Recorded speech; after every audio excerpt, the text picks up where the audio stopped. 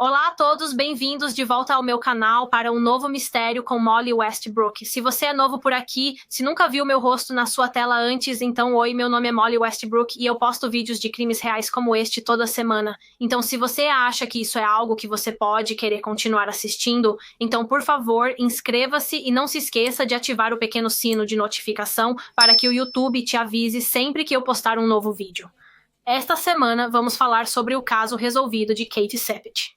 Ela era uma jovem brilhante e bonita que, no início dos anos 2000, era uma estudante universitária com toda a vida pela frente. Mas, em uma noite, seu futuro foi cruelmente arrancado dela quando ela foi horrivelmente assassinada e levaria alguns bons anos antes que seu assassino fosse identificado e realmente levado à justiça. Mas, por mais devastador que seja este caso, algo muito positivo surgiu dela. Após a sua morte, a família de Kate trabalhou incrivelmente duro para fazer uma mudança na lei, mas vamos falar mais sobre isso mais tarde no vídeo.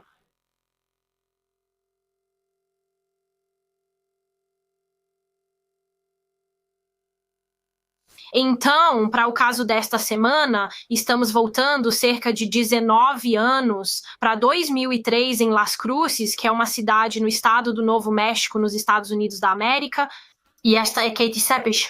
Ela tinha 22 anos na época em que este caso ocorreu e ela morava no Novo México. O nome completo de Kate era Catherine J. Sappett.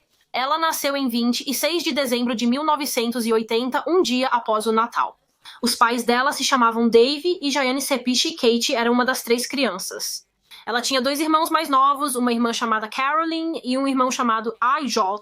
Os Sappett viviam em uma cidade chamada Carlsbad, no Novo México, e eram uma família muito unida. Kate era muito próxima tanto de sua mãe quanto de seu pai e também de seus irmãos. Eu tenho uma citação aqui de seu irmão AJ, e ele disse que Kate era muito para lidar, mas também muito para ter ao seu lado e do seu lado. Ela sempre foi minha protetora, mas também minha melhor amiga. Kate foi descrita por aqueles que a conheciam como uma jovem incrivelmente amorosa, vibrante e vivaz que era sinceramente destemida. Kate tinha tanta confiança. Sua mãe Jayane disse que quando Kate entrava em uma sala, ela dominava aquela sala. Ela era audaciosa e entusiasmada e sempre se dedicava ao máximo em tudo que fazia. Ela era popular, tinha muitos amigos porque era uma pessoa muito agradável, era muito divertida de se estar por perto e era muito fácil de se dar bem. E Kate também era muito brilhante e inteligente, e na época em que este caso ocorreu, ela era uma estudante universitária. Kate frequentava a Universidade Estadual do Novo México, onde era estudante de pós-graduação em administração de empresas e estava prosperando na faculdade, estava obtendo notas realmente muito altas, estava fazendo muitos amigos, estava morando com sua amiga Tracy, que eu acho que também era uma estudante universitária. Elas moravam em um apartamento no lado leste de Las Cruces, não muito longe do campus da universidade. Então, até esse ponto, Kate obviamente se mudou de sua cidade natal e de sua família para a faculdade. Ela se mudou de Carlsbad para Las Cruces, que ficava a algumas horas de distância. E Kate não tinha totalmente certeza do que ela iria fazer depois que terminasse seu tempo na universidade. Ela não tinha muita certeza do que iria fazer com seu diploma, ela ainda estava tentando descobrir isso. Mas ela disse à sua mãe, Jayane, que seja lá o que fosse, ela queria que fosse grande e que tivesse um impacto. Nas palavras de Jayane, Kate realmente queria mudar o mundo. Kate também namorava um homem chamado Joe, na época em que este caso ocorreu. Eles se conheceram quando eram estudantes universitários, ele se formou em bioquímica e eles estavam juntos há cerca de 8 meses. E Kate estava completamente apaixonada por Joe. Ela estava tão apaixonada por ele e acreditava que ele era o único com quem ela poderia ver um futuro e parecia que ele sentia o mesmo. Porque pouco antes deste caso acontecer, Joe deu a Kate um anel de diamante prateado. Não era um anel de noivado, ele não estava pedindo para ela se casar com ele, acho que era apenas um presente legal, como um anel de promessa. E claro, ela adorou. Depois que ambos se formaram, o jovem casal meio que seguiu caminhos diferentes em suas vidas por enquanto. Veja, Kate decidiu permanecer como estudante e buscar seu mestrado, enquanto Joe decidiu voltar para sua cidade natal em Gallup, no Novo México, porque ele iria trabalhar no negócio da família e Gallup é bem longe de Las Cruces, onde Kate obviamente morava. Era a algumas boas horas de distância, então eles teriam que agora estar em um relacionamento à distância, o que ambos obviamente estavam muito tristes. Ia ser difícil para ambos, mas eles ainda planejavam se ver o máximo que pudessem. Na verdade, isso é exatamente o que eles planejavam fazer no final de agosto de 2003. Era o fim de semana do Dia do Trabalho, então Joe decidiu viajar para Las Cruces para passar alguns dias com sua namorada. Na noite de 30 de agosto de 2003, depois que Kate terminou um turno em seu trabalho, ela trabalhava meio período como garçonete em um restaurante mexicano em Las Cruces. Depois de terminar o turno, ela foi para casa se arrumar e então Kate, seu namorado Joe e sua colega de quarto Tracy foram todos para uma festa em uma casa que estava sendo realizada em um bairro chamado High Range, a apenas cerca de 1 quilômetro de onde Kate morava. Era apenas uma festa universitária típica, havia vários outros estudantes lá, acho que cerca de 30 pessoas no total compareceram. Eles estavam bebendo e se divertindo na festa. A maioria dos convidados dormiu lá naquela noite após consumir bastante álcool, então acabaram desmaiando. No entanto, quando a colega de quarto da Kate, Tracy, acordou na manhã seguinte, ela notou que Kate não estava em casa. O namorado dela, Joe, estava, mas Kate não estava, e eu imagino que inicialmente Tracy apenas presumiu que Kate deve ter voltado para casa em algum momento, ela havia deixado a casa e voltado para casa a pé.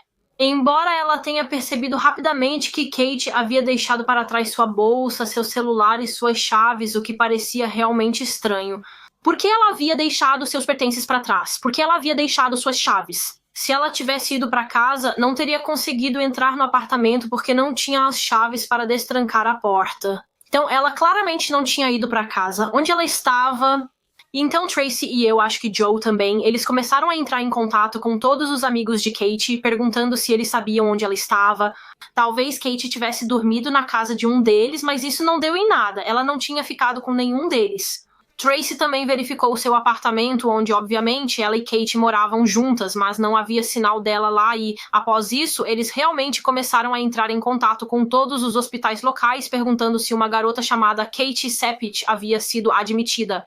Talvez Kate tivesse sofrido algum tipo de acidente e precisasse de cuidados médicos, mas novamente não havia nada, e após isso, Tracy ligou para a mãe de Kate, Diane, apenas perguntando se ela tinha notícias recentes de Kate. Mas Diane disse não, Kate não tinha entrado em contato com ela. E assim que Diane recebeu essa ligação, ela disse que literalmente, instantaneamente, ela sabia que algo estava errado. Ela simplesmente teve essa terrível sensação de que algo ruim havia acontecido. Era como uma intuição materna. Então, depois de não terem sorte em tentar encontrar Kate por conta própria, sua colega de quarto Tracy e seu namorado Joe ligaram para a polícia e a reportaram como desaparecida. Então, a investigação sobre o desaparecimento de Kate Sepich, de 22 anos, começou e não demorou muito para a polícia ter sua primeira grande pista. Veja, no mesmo dia, 31 de agosto, apenas algumas horas depois de Kate ser reportada como desaparecida, um corpo morto foi encontrado. A poucos quilômetros de distância, um casal de atiradores-alvo, acho que apenas caminhando por uma área deserta do antigo aterro sanitário de Las Cruces, quando se depararam com o corpo de uma jovem mulher e ela estava claramente morta.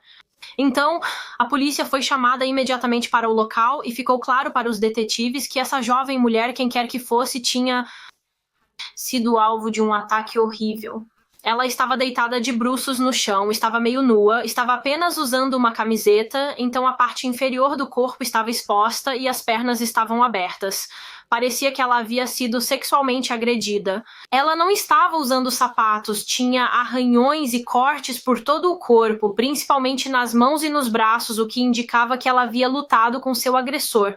Ela lutou muito para salvar sua vida e tinha um grande hematoma ao redor do pescoço, sugerindo que ela havia sido estrangulada até a morte. A causa provável de sua morte foi estrangulamento, o que foi confirmado posteriormente na autópsia dela.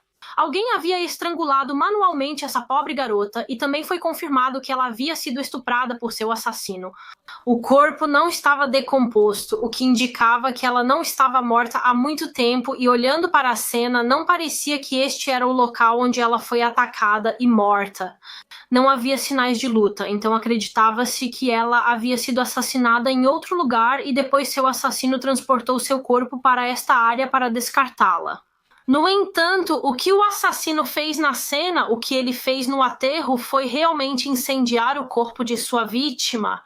Ela tinha marcas de queimadura nos braços e nas costas, de onde o perpetrador havia derramado algum tipo de acelerante nela e a incendiado. Embora tenha sido determinado que o fogo se apagou bastante rápido, por isso o corpo dela não estava muito queimado. No local, a polícia encontrou algumas marcas de pneus frescas no chão, então pensaram que essas marcas provavelmente vieram do veículo que o assassino dirigia. Eles tiraram algumas impressões plásticas delas que esperavam que se provassem úteis mais tarde na investigação, e assim que o corpo desta mulher foi encontrado, acho que a polícia estava bastante confiante de que a vítima provavelmente era Katie Sappich. Ela claramente havia sido reportada como desaparecida recentemente e correspondia à descrição de Katie. Tinha que ser ela, então sua família foi informada de que um corpo havia sido encontrado, e o pai de Kate, Dave, viajou para Las Cruces para identificar o corpo. Infelizmente, ele confirmou que era sua pequena filha, era Kate, e assim que Dave viu o rosto de Kate, assim que ele teve essa confirmação de que era sua filha que havia sido brutalmente assassinada naquele momento, ele simplesmente sentiu que não conseguia respirar. Ele estava sentindo tanta dor intensa que fisicamente não sentia que podia respirar e ele só queria morrer também. Ele só queria que Deus o levasse para que ele pudesse reencontrar Kate. Honestamente, não consigo imaginar quão traumático deve ter sido para Dave ter que fazer isso. Então, agora que Kate havia sido identificada, agora que seu corpo havia sido encontrado, a polícia de Las Cruces tinha a tarefa de encontrar a pessoa que fez isso com ela e rápido, antes que potencialmente atacassem novamente. Como você pode imaginar, quando a notícia do assassinato de Kate veio à tona, a comunidade ficou aterrorizada. Outras jovens mulheres estavam aterrorizadas, temendo que poderiam ser as próximas vítimas. Se esse assassino não fosse preso logo, o que o impediria de estuprar e matar novamente? Então, na tentativa de identificar o assassino, a polícia primeiro teve que criar uma espécie de linha do tempo dos últimos movimentos conhecidos de Kate. Agora sabemos que na noite anterior à descoberta de seu corpo, no dia 30 de agosto de 2003, ela compareceu àquela festa em casa junto com sua colega de quarto Tracy e seu namorado Joe. Agora, quando Joe e Tracy relataram pela primeira vez que Kate estava desaparecida e foram primeiramente abordados pela polícia, Joe disse em seu depoimento que depois de ter estado na festa por acho que algumas boas horas, ele simplesmente percebeu que Kate tinha ido embora. Ele não conseguia encontrá-la na casa e naquele momento não deu muita importância a isso. Ele simplesmente presumiu que ela tinha ficado cansada e decidiu ir embora e voltar para casa para dormir. Foi apenas no dia seguinte, quando ele percebeu que ninguém tinha visto ou ouvido falar da Kate, que ele começou a se preocupar. Isso levou a polícia a acreditar que Kate havia sido atacada ou até sequestrada em algum ponto no caminho para casa. Como mencionei antes, a casa dela ficava a apenas 1 milha de distância de onde a festa acontecia. Então a polícia decidiu que iria percorrer essa rota, a rota que ela teria tomado. Eles iriam retraçar os passos dela para ver se poderiam encontrar algo, talvez algum sinal de luta. Além disso, eles também falaram com, acho que todas as pessoas que moravam nas casas ao longo desta rota, apenas perguntando se tinham visto ou ouvido algo. Pelo que entendi, nada de concreto resultou dessa investigação. Eles seguiram o canguru até a casa da Kate e não foi até chegarem realmente na casa da Kate que eles encontraram algo. Eles não encontraram nada de significativo dentro do apartamento da Kate, então não parecia que ela havia sido morta lá dentro. No entanto, fora de sua casa, na verdade, fora da janela do seu quarto, eles encontraram a tela da janela do seu quarto no chão. A própria janela estava fechada e trancada, mas a tela que geralmente cobria a janela havia sido removida e simplesmente colocada no chão do lado de fora, o que parecia muito estranho até que você se lembre que a Kate havia deixado suas chaves na festa naquela noite. Então, a polícia tinha uma teoria de que talvez ela tenha caminhado até em casa e foi quando ela percebeu, droga, esqueci minhas chaves. Ela também deixou para trás sua bolsa e seu telefone, então não era como se ela pudesse ligar para alguém na festa. Ela não podia ligar para o namorado Joe e pedir para ele trazer as chaves, talvez sentindo que não queria ser incomodada para voltar e buscá-las. Ela estava simplesmente muito cansada. Então, os detetives teorizaram que talvez Kate tenha decidido basicamente invadir sua própria casa. Ela removeu a tela da janela e ia tentar forçar a abertura da janela do seu quarto e depois entrar. Mas talvez ela tenha sido vista pelo assassino fazendo isso e foi quando ela foi atacada. Ela quase chegou em casa. Ela chegou até a janela do seu quarto quando foi atacada. E essa teoria foi apoiada pelo fato de que seus sapatos também foram encontrados logo fora de sua casa perto da janela. E eles pareciam ter saído durante algum tipo de luta, porque não foram encontrados um ao lado do outro. E outra coisa que parecia apoiar essa teoria era que a polícia notou no cascalho fora da janela de Kate havia uma impressão ou um contorno do que parecia ser um corpo. Era como se Kate tivesse sido abordada pelo assassino. Ele conseguiu dominá-la e colocá-la no chão, no cascalho. E foi quando ele a matou. Todas essas evidências indicaram à polícia que este era o local do assassinato. Kate foi estuprada e estrangulada logo fora de sua casa. E então seu corpo foi transportado para o aterro sanitário, onde foi encontrado mais tarde. Mas quem era o assassino? Foi um estranho aleatório, um homem aleatório que viu Kate caminhando para casa naquela noite e decidiu segui-la e matá-la, ou ela foi assassinada por alguém que ela conhecia. Talvez seu assassino fosse um dos homens ou garotos que também foram à festa. Naquela noite, talvez quando viram Kate saindo da festa, eles também saíram, seguiram-na e então a atacaram assim que ela chegou em casa. A polícia sabia que tinha que investigar cada convidado da festa, especificamente, claro, cada convidado masculino da festa, caso eles pudessem ter sido o perpetrador. Então eles estavam rastreando cada um deles, falando com eles, coletando amostras de DNA, tomando depoimentos, e na verdade foi durante isso que eles aprenderam com alguns dos convidados da festa que o motivo pelo qual Kate deixou a festa naquela noite foi porque ela estava brava após uma discussão que teve com o namorado Joe. Veja, durante a festa, Kate viu Joe beijando outra garota, então é claro que ela ficou muito, muito chateada. Eles tiveram uma discussão sobre isso e então, por volta das 3 da manhã, Kate simplesmente saiu de casa e começou a caminhar para casa. Mas o fato é que Joe nunca contou isso à polícia. Ele negligenciou mencionar em seu depoimento que deu à polícia que qualquer coisa disso aconteceu. Ele omitiu isso de forma conveniente. Ele até mentiu para a família da Kate porque eles estavam realmente confusos sobre por que a Kate havia deixado a festa sozinha. Isso não é algo que ela normalmente faria. Então eles perguntaram ao Joe por que ela havia saído e ele apenas disse que não sabia, mas ele sabia. Foi por causa do que ele fez. Ele a traiu, então ela saiu porque estava com raiva e machucada. Então, naturalmente, isso fez com que o namorado da Kate, Joe, parecesse muito suspeito porque ele havia ocultado a verdade da polícia desde o início. Joe, eventualmente, admitiu que sim, ele e Kate haviam discutido naquela noite, e ele realmente disse que não muito depois dela ter saído da festa, ele dirigiu até a casa dela apenas para garantir que ela chegou em casa bem, mas acontece que ele não verificou realmente se ela estava em casa.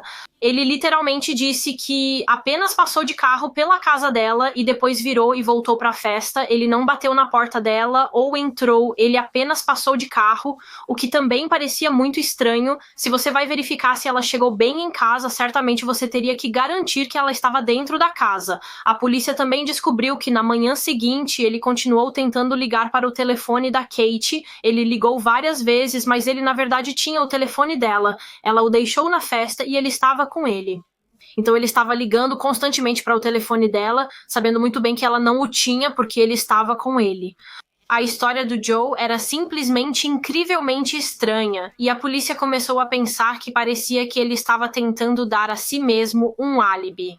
Ele continuava ligando para o telefone dela, parecendo preocupado e tentando encontrá-la. Talvez ele tenha dito que passou pela casa dela para verificar como ela estava, caso alguém visse seu carro lá e contasse à polícia. Se isso acontecesse, ele poderia dizer que só foi para garantir que ela chegou em casa, tendo assim uma razão para estar na cena do crime. Parecia que ele estava tentando encobrir seus rastros e despistar a polícia, mas na verdade ele apenas aumentou a suspeita, e Joe rapidamente se tornou o principal suspeito no caso. Foi teorizado que quando Kate deixou a festa furiosa após ter visto Joe beijando outra garota, Joe a seguiu até sua casa. Eles entraram em outra discussão logo fora da casa, e essa discussão terminou com Joe assassinando sua própria namorada, e havia uma maneira fácil de provar se Joe realmente era o perpetrador através do uso de DNA. Felizmente, os cientistas conseguiram detectar vestígios do DNA do assassino no corpo de Kate. acredito que o DNA dele foi coletado de 3 áreas diferentes do corpo dela, mas a área que continha mais estava embaixo das unhas dela. A pele e o sangue do assassino foram encontrados embaixo das unhas dela, onde Kate tentou com todas as forças se defender e se afastar dele. Então, a polícia poderia usar esse DNA para comparar com qualquer suspeito para ver se era compatível e, claro, a pessoa que eles mais queriam testar era o Joe. No entanto, eles encontraram um problema. Joe se recusou categoricamente a fornecer seu DNA. Na verdade, ele se recusou a cooperar de qualquer maneira. Ele se recusou a dar mais entrevistas. Ele se recusou a falar com a polícia, forneceu uma amostra de DNA e rapidamente contratou um advogado.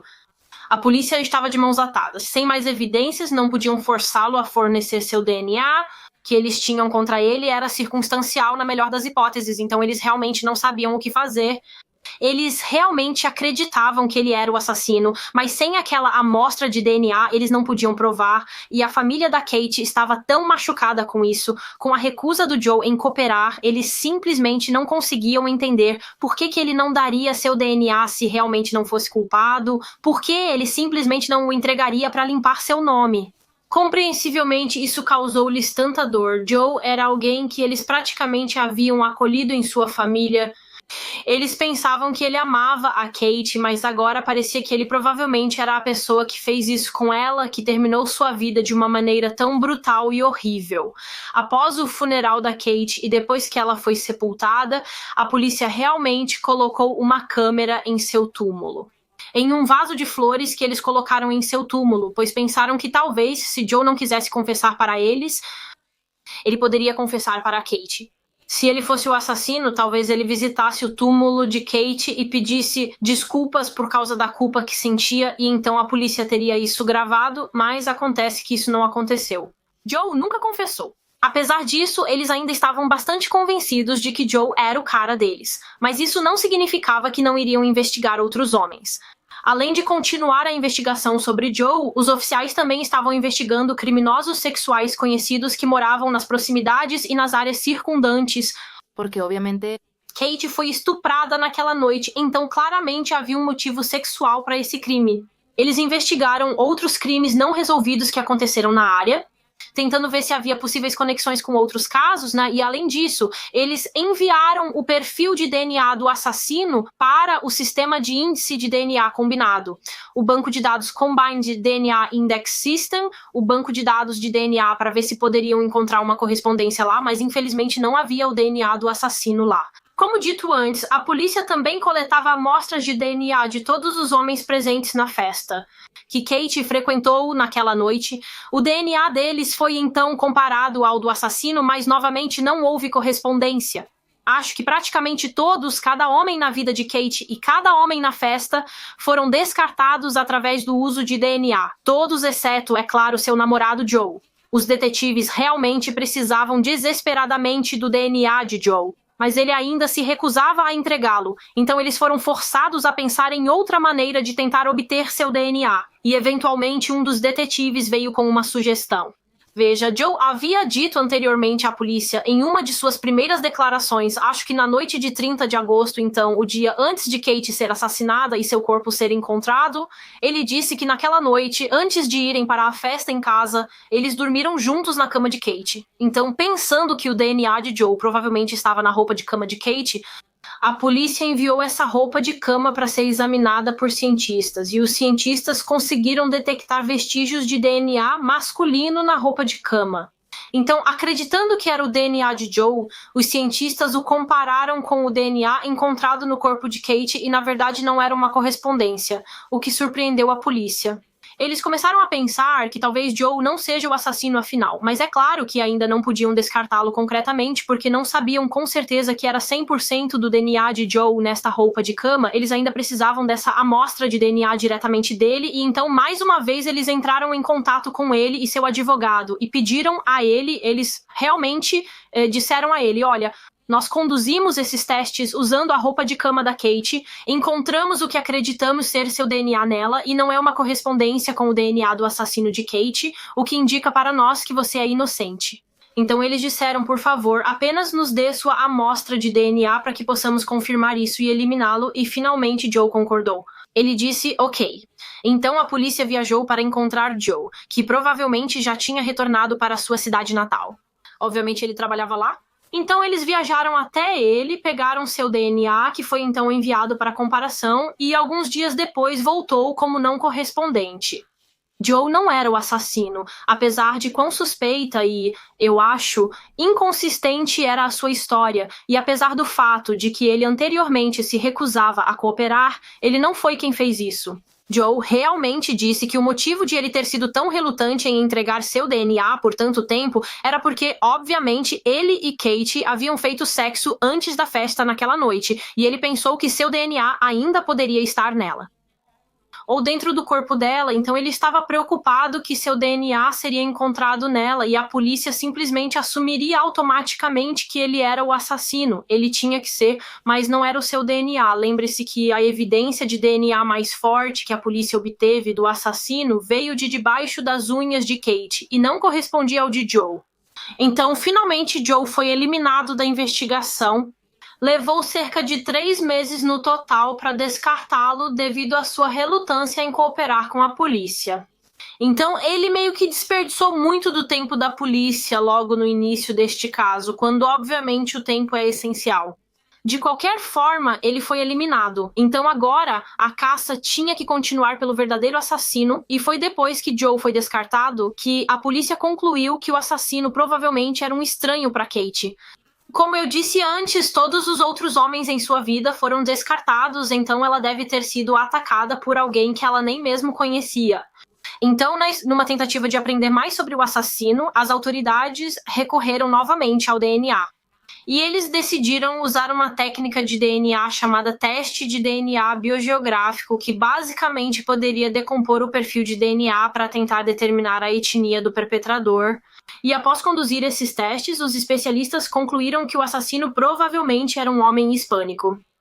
Então isso lhes disse um pouco mais sobre esse cara e pelo menos reduziria um pouco a busca, eu acho. Além disso, outras linhas de investigação estavam sendo investigadas na tentativa de identificar o assassino. A polícia estava tentando rastrear o veículo que havia deixado as marcas de pneu. Se você se lembra de mais cedo no vídeo, falamos sobre como foram descobertas marcas frescas de pneus no aterro sanitário perto de onde o corpo de Kate foi encontrado. Então, claramente, a polícia acreditava que eles vieram do veículo do assassino. Então, foram tiradas impressões dessas marcas de pneus e, eventualmente, conseguiram determinar que o veículo que fez as marcas era algum tipo de caminhonete pequena. Agora que a polícia tinha uma ideia do tipo de veículo que o assassino dirigia, eles começaram a investigar todas as caminhonetes que haviam sido paradas pela polícia na área e áreas circundantes na noite em que Kate foi morta, caso algum desses motoristas pudesse ter sido responsável, mas infelizmente nada realmente veio dessa pista. Mas além disso, a polícia também passou muito tempo tentando rastrear um item que pertencia a Kate, um item que ela estava usando noite de seu assassinato, mas não foi encontrado em seu corpo ou em qualquer uma das cenas do crime. Era o anel dela, o anel que mencionamos no início do vídeo, o anel de diamante prateado que seu namorado Joe havia dado a ela. O anel estava desaparecido, não estava em seu dedo ou em qualquer lugar de seu corpo quando ela foi encontrada. Não foi encontrado junto com os sapatos dela fora da casa onde a polícia acredita que o assassinato ocorreu, nem foi encontrado no aterro sanitário. Então, parecia que o assassino dela havia roubado o anel dela após o assassinato. Talvez ele tenha levado para guardar como algum tipo de troféu doentio. Ele queria guardá-lo para que sempre pudesse servir como um lembrete do que fez naquela noite. Ou talvez ele tenha levado pensando em ganhar dinheiro com isso vendendo após a morte de Kate. Então, com essa teoria em mente, a polícia foi, acho, a todas as lojas de penhores locais apenas perguntando aos funcionários se eles tinham visto o anel, se alguém o tinha vendido para eles e, se sim, eles tinham o nome do indivíduo que o vendeu para eles. Infelizmente, mais uma vez, essa linha de investigação não resultou em nada, deixando a polícia perplexa. Mas então, chegando perto de 1 ano após o assassinato de Kate, a polícia foi informada de outra pista potencial que eles pensaram que poderia valer a pena investigar. Os detetives trabalhando no caso de Kate foram contatados por outro departamento de polícia de uma área chamada Green Bay, que é uma cidade no estado de Wisconsin. Fica a mais de 1.500 milhas de distância de Las Cruces, no Novo México. De qualquer forma, eles foram contatados pelo departamento de polícia de Green Bay porque se depararam com o caso de Kate e perceberam que tinha muitas semelhanças com um crime não resolvido que eles estavam investigando no momento. Então, por essa razão, eles pensaram que talvez os dois casos estivessem ligados, talvez fossem cometidos pela mesma pessoa. Numa noite de agosto de 2003, menos de 2 semanas antes de Kate ser morta, uma jovem de 26 anos estava andando sozinha por uma estrada em Green Bay quando foi sequestrada por 2 homens. Esses 2 homens atacaram brutalmente essa mulher. Eles a estupraram, a estrangularam e depois atearam fogo ao corpo dela depois que acreditaram que a tinham matado e então fugiram da cena e deixaram o corpo dela no chão. No entanto, inacreditavelmente, essa mulher não estava morta quando eles partiram. Os homens pensaram que ela estava morta, mas ainda estava viva. Acontece que ela realmente fingiu estar morta. Ela pensou que se ficasse parada e agisse como se estivesse morta, os homens iriam embora e foi exatamente isso que aconteceu. Como eu disse, ela foi até incendiada e ainda conseguiu fingir que estava morta, o que é simplesmente insano. Quero dizer, que mulher incrivelmente corajosa. Depois que os homens foram embora, a mulher conseguiu apagar o fogo e conseguiu pedir ajuda e sobreviveu a este ataque horrível. E como eu disse, os detetives de Green Bay pensaram que isso poderia estar ligado ao assassinato de Kate Sepich, que ocorreu menos de 15 dias depois. Havia várias semelhanças entre os dois casos. Ambas as mulheres tinham uma idade semelhante, ambas foram atacadas enquanto caminhavam sozinhas à noite. Ambas foram estupradas, estranguladas e depois incendiadas. As únicas diferenças entre os casos foram, em primeiro lugar, claro, a localização. Como eu disse, Green Bay está a mais de 1.500 milhas de distância de Las Cruces. É muito longe. Mas isso pode não significar muito. O assassino poderia ter viajado para Las Cruces. Mas a grande diferença entre os dois casos foi o fato de que no caso de Green Bay, onde a mulher sobreviveu, havia 2 agressores, não apenas um. Enquanto no caso da Kate, a polícia tinha fortes indícios de que havia apenas um assassino. Não havia evidência alguma que sugerisse que ela foi atacada por 2 homens. Obviamente, eles só encontraram o perfil de DNA de um homem no corpo dela. Contudo, isso não implica que esses casos não estivessem relacionados. Talvez apenas um dos 2 homens que atacaram a mulher em Green Bay decidiu continuar e tentar cometer outro assassinato.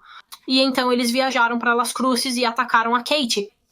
Agora, felizmente, porque a vítima de Green Bay sobreviveu, ela conseguiu descrever a polícia como os homens pareciam. Ela disse que eram 2 homens hispânicos e ajudou a polícia a criar esboços compostos dos agressores. Então, esses esboços compostos foram divulgados ao público e, eventualmente, um homem entrou em contato com a polícia e disse que acreditava que os homens eram 2 ex-funcionários dele.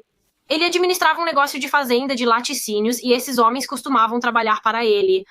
Os 2 homens, ele disse, eram Juan Nieto, que tinha 23 anos, e Gregorio Morales, que era alguns anos mais velho. Ele tinha 27 anos. Um dos homens, Juan Nieto, na verdade tinha conexões com Las Cruces, no Novo México. Aparentemente, ele tinha família que morava lá. Então, talvez ele tenha viajado para Las Cruces 2 semanas após o ataque em Green Bay para ver seus parentes. E, enquanto estava lá, ele cometeu o estupro e o assassinato de Kate. Então, por causa dessa conexão, a polícia queria coletar o DNA de Juan Nieto e Gregorio Morales para comparar com o DNA do assassino de Kate e ver se algum deles era compatível. Mas parece que isso seria difícil, pois parecia que ambos os homens haviam fugido quando perceberam que eram suspeitos no caso do ataque àquela mulher em Green Bay. Então, uma grande caçada humana foi iniciada para encontrar esses 2 homens claramente muito perigosos e após algumas semanas ambos foram capturados. Eles não foram encontrados juntos e acredito que demorou um pouco mais para a polícia encontrar Juan Nieto, mas depois que colocaram uma foto dele em um episódio de Os Mais Procurados da América, ele foi eventualmente encontrado e preso e acredito que ambos foram acusados e condenados pelo ataque àquela mulher em Green Bay e amostras de DNA de ambos os homens foram coletadas e enviadas para serem testadas para ver se algum deles correspondia ao perfil de DNA do assassino de Kate Sepich. No entanto, quando os resultados voltaram, revelaram que nem Juan Nieto nem Gregório Morales foram responsáveis pela morte de Kate. O DNA deles não era compatível e, novamente, assim como com o namorado de Kate, Joe, isso foi um choque para a maioria das pessoas, eu acho. Todos estavam esperando que um desses homens fosse o infrator, mas não foi o caso. Então isso foi mais um beco sem saída, outra linha de investigação que não levou a lugar nenhum. A polícia estava de volta à estaca zero e, infelizmente, foi após esse beco sem saída que o caso de Kate começou a esfriar gradualmente. Os detetives, obviamente, continuaram trabalhando no caso, continuaram analisando as evidências, revisando depoimentos, investigando pessoas de interesse, mas nada realmente os levou a algum lugar. E, com o tempo, a investigação realmente começou a desacelerar bastante. Não havia respostas e nem justiça para Kate. E a mãe de Kate, Diane, até disse que chegou a um ponto em que teve que se conformar com o fato de que talvez nunca descobrissem quem fez isso com sua filha e que o caso de Kate sempre permaneceria um mistério.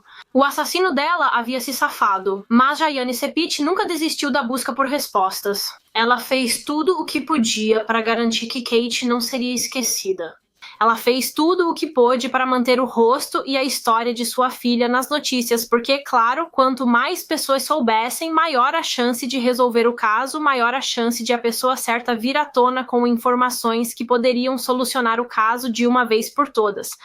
A família Cepich até ofereceu uma enorme quantia de dinheiro como recompensa por informações que levassem à prisão do assassino. Acredito que o Crime Stoppers originalmente ofereceu uma recompensa de $50 mil e os pais de Kate decidiram dobrá-la. Eles ofereceram o mesmo, então havia uma recompensa de $100 mil por informações, e ainda assim, nenhuma dica ou pista que foi enviada à polícia os aproximou mais de identificar o assassino, e o caso de Kate permaneceu sem solução.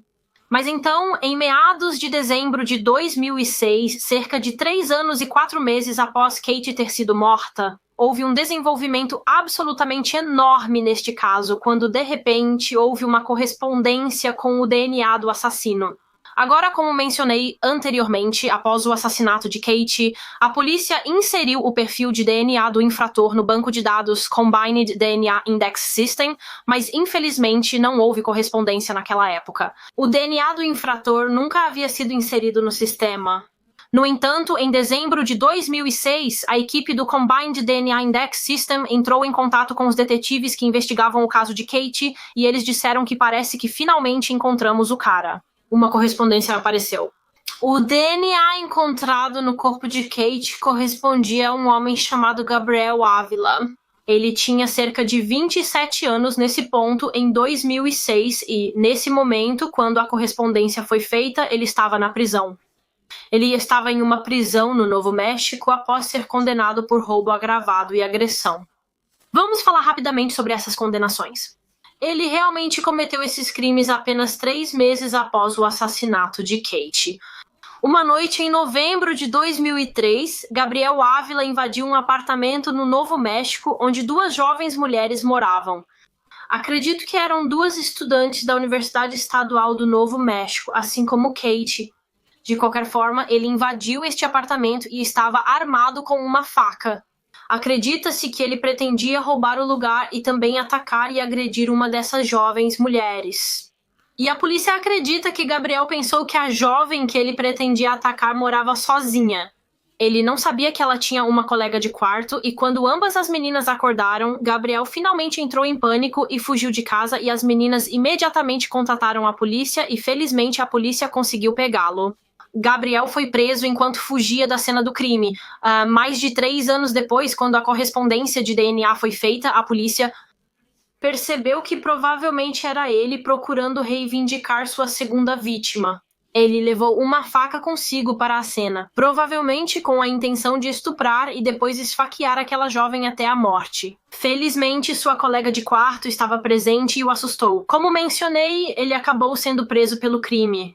No entanto, enquanto aguardava seu processo judicial, ele foi realmente solto sob fiança e foi enquanto estava sob fiança que Gabriel Ávila fugiu. Ele decidiu que não queria cumprir pena pelo que havia feito, então ele simplesmente se levantou e saiu e, inacreditavelmente, ele conseguiu ficar foragido e voar completamente abaixo do radar por mais de um ano, por cerca de 14 meses no total, antes que finalmente ele fosse encontrado e preso novamente. Após sua prisão, ele foi acusado de roubo agravado e agressão que cometeu em novembro de 2003.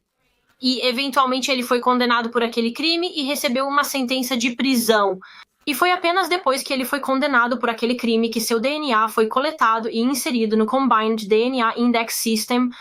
E é por isso que demorou tanto para encontrar uma correspondência com o assassino de Kate, porque na época no Novo México, os criminosos violentos e quaisquer infratores só eram obrigados a fornecer uma amostra de DNA depois de serem realmente condenados por um crime. Seu DNA não seria coletado após a prisão. Se o DNA de Gabriel Ávila tivesse sido coletado na primeira vez que ele foi preso, em novembro de 2003, ele teria sido pego pelo assassinato de Kate muito mais cedo. Ele teria sido identificado como o assassino apenas 3 meses depois do ocorrido, e não mais de 3 anos. Mas vamos voltar a isso, vamos falar mais sobre isso perto do final do vídeo. Voltando ao ponto onde estávamos antes, em dezembro de 2006, o Combined DNA Index System entrou em contato com os detetives envolvidos no caso de Kate e informou a eles que haviam encontrado uma correspondência. Gabriel Ávila assassinou Kate. Agora, claro, como eu disse, Gabriel Ávila já estava na prisão naquela época por roubo e agressão, então a polícia não... Eles não se sentiram apressados em acusá-lo pelo assassinato de Kate. Ele já estava atrás das grades, ele estava fora das ruas, ele não ia a lugar nenhum, então eles decidiram que antes de fazerem qualquer coisa, eles iriam investigá-lo um pouco mais para ver se poderiam encontrar mais evidências que o ligassem ao crime, apenas para tornar o caso contra ele ainda mais forte. Eles rapidamente descobriram que Ávila era casado anteriormente. Ele tinha uma ex-esposa que atualmente morava em Las Cruces, então os detetives decidiram ir falar com ela para ver se ela poderia fornecer alguma informação que pudesse ser relevante para o caso. E ela realmente fez. Ela contou à polícia que, na época do assassinato de Kate, seu ex-marido possuía uma pequena caminhonete, o mesmo tipo de veículo que deixou as marcas de pneus no aterro onde o corpo de Kate foi encontrado. Mas isso não foi tudo. Sua esposa também contou aos detetives que pouco tempo depois da morte de Kate, ela se lembrou de ter encontrado algo na caminhonete de Gabriel, no porta-copos do veículo. Era um anel de prata, anel de diamante. E na época em que ela o encontrou, ela realmente pensou que Gabriel estava atraindo com outra mulher porque o anel não era do tamanho dela. Ela pensou que ele tinha comprado o anel para dar a outra mulher, mas a polícia logo pensou se poderia ser o anel da Kate. O anel que o namorado dela, Joe, deu a ela desapareceu após o assassinato e nunca foi encontrado. Felizmente, a ex-esposa de Gabriel realmente tirou o anel do caminhão dele quando o encontrou e o guardou. Ela não o jogou fora, ela o manteve todo esse tempo.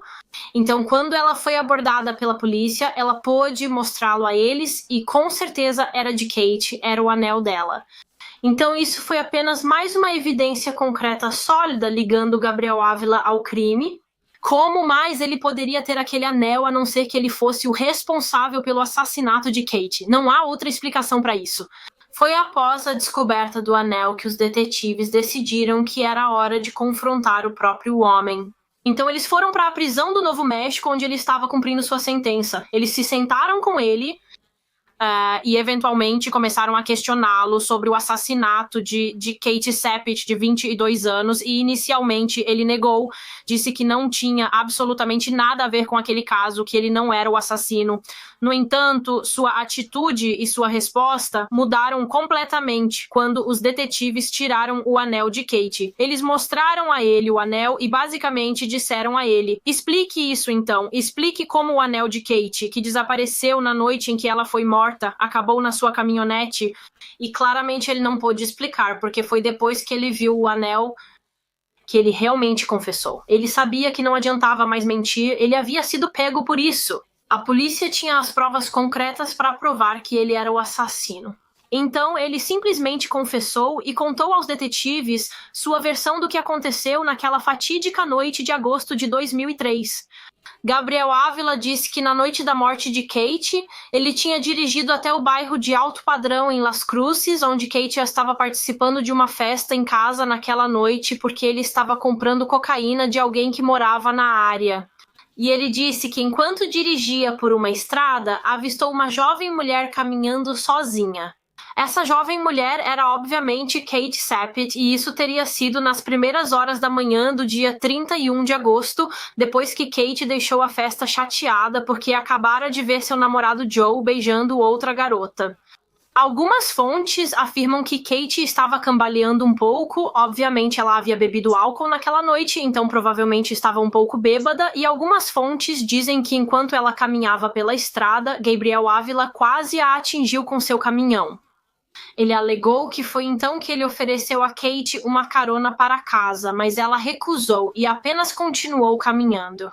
Mas em vez de apenas seguir em frente e ir embora, Gabriel decidiu segui-la. Ele dirigiu atrás dela a uma velocidade realmente baixa e observou enquanto ela chegava em casa e começava a tentar entrar em seu próprio quarto pela janela do quarto. Ele então saiu rapidamente de seu caminhão. Ele se aproximou dela por trás e foi quando o ataque começou. Ele a agarrou por trás, a derrubou no chão e, como sabemos, ela tentou com todas as forças se defender dele. Ela estava usando as unhas para tentar arranhá-lo e penetrar em sua pele, e ela conseguiu fazê-lo sangrar. Como sabemos, ela tinha a pele e o sangue dele embaixo das unhas. Mas, infelizmente, Gabriel conseguiu dominar Kate depois que a derrubou no chão. Ele a estuprou e, depois que terminou, decidiu matá-la para que ela não pudesse ir para a polícia para contar o que aconteceu. Então ele a estrangulou até a morte e depois que ela estava morta, ele colocou o corpo dela em sua caminhonete e dirigiu alguns quilômetros até o aterro sanitário.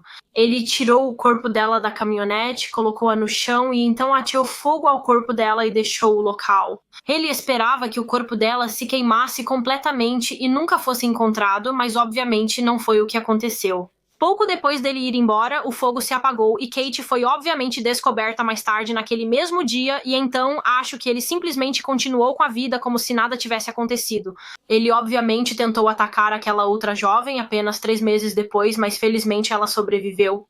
No dia 26 de dezembro de 2006, a polícia acusou Gabriel Ávila de estupro e assassinato de Kate Sappett. Na verdade, a acusação foi feita no que teria sido seu 26º aniversário, o que sua mãe, John, disse que foi um presente de aniversário incrível para Kate. No ano seguinte, em maio, ele apresentou sua defesa e decidiu se declarar culpado das acusações. E pelo que ele fez com Kate, ele foi condenado a 69 anos de prisão que ele teria que cumprir após a conclusão da sua sentença pela condenação de roubo agravado e agressão. Acredito que li em uma fonte que ele pegou 9 anos por esse crime, então é obviamente muito improvável que ele seja libertado da prisão, graças a Deus. Após o assassinato de Kate, sua família, a família Sappett, decidiu que algo precisava mudar em relação às leis que envolvem o DNA, a coleta de amostras de DNA de criminosos. Como discutimos, Gabriel Ávila não precisou fornecer amostra de DNA quando foi preso pela primeira vez. O DNA dele não foi inserido no sistema Combined DNA Index System até depois que ele foi condenado pelo roubo e agressão que aconteceu em novembro de 2003. E é por isso que demorou tanto para a correspondência ser feita, porque ele obviamente fugiu.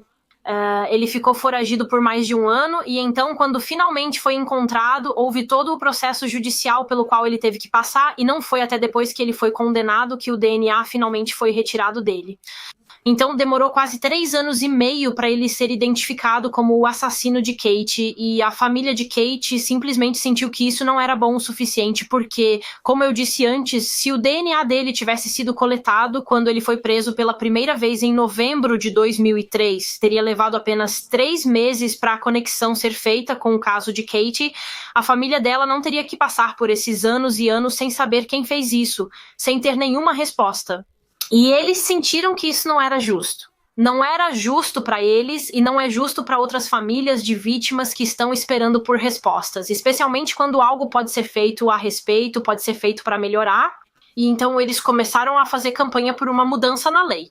Eles queriam que mudasse para que as pessoas que são presas, especialmente aquelas que são presas por crimes violentos como agressão, assédio sexual, homicídio, eles queriam que a lei mudasse para que as pessoas que são presas sejam obrigadas a fornecer uma amostra de DNA no momento da prisão, não apenas quando são condenadas por um crime. E então essa amostra seria imediatamente enviada para o Banco de Dados Nacional de DNA, para que, se essa pessoa já tivesse cometido outro crime ou viesse a cometer outro crime, ela seria pega muito mais cedo e, após seu incansável trabalho, a lei foi aprovada. Foi aprovada no Novo México em 2006 e, de acordo com uma fonte, quando foi aprovada em 2006, isso significava que qualquer pessoa detida por uma acusação de crime violento teria que fornecer seu DNA no momento da prisão. Mas então, apenas alguns anos depois, em 2011, a lei foi aprimorada. O que significa que agora qualquer pessoa presa por qualquer crime seria obrigada a fornecer DNA, não precisa ser um crime violento, é apenas qualquer crime.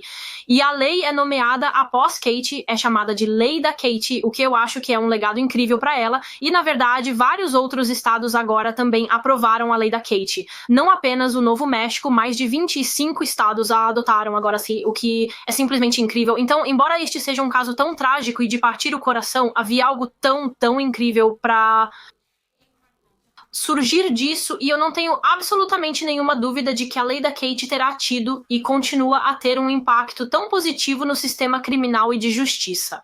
Eu tiro o chapéu para a família Cepich, eu realmente tiro. Acho que o trabalho que eles fizeram desde a morte da Kate é simplesmente incrível e inspirador, e eles deveriam estar muito, muito orgulhosos de si mesmos, mas é isso para este caso. Esse é o caso de Kate Cepich. Como sempre, por favor, me diga o que você pensa e opiniões sobre este caso nos comentários.